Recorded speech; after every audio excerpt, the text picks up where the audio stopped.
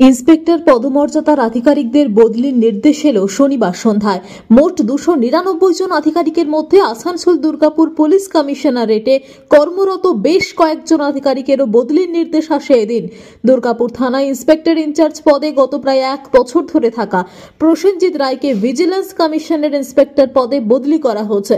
দুর্গাপুরের কোকোভেন থানার inspector in charge Sudipta Paramanik ও পাণ্ডবেশ্বর থানায় কর্মরত ইন্সপেক্টর ইনচার্জ রাহুল দেব মণ্ডল রাজ্য পুলিশের সিআইডি বিভাগে পাঠানো হয়েছে।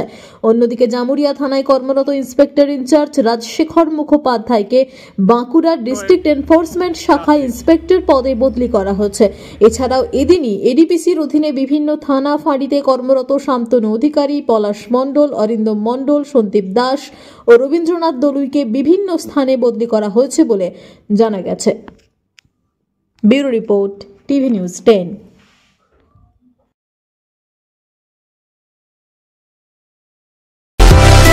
সুলভের সঠিক চিকিৎসার একমাত্র প্রতিষ্ঠান বিবেকানন্দ হসপিটাল। 24 ঘন্টা emergency service, blood bank, trauma care. আপনাদের সেবায় আমরা তৎপর। গুণমান ও পরিষেবায় দুর্গাপুর বিধাননগরের ডক্টর জাকির হোসেন এভিনিউর বিবেকানন্দ হসপিটাল শিল্পাঞ্চলের মানুষের মন জয় করেছে।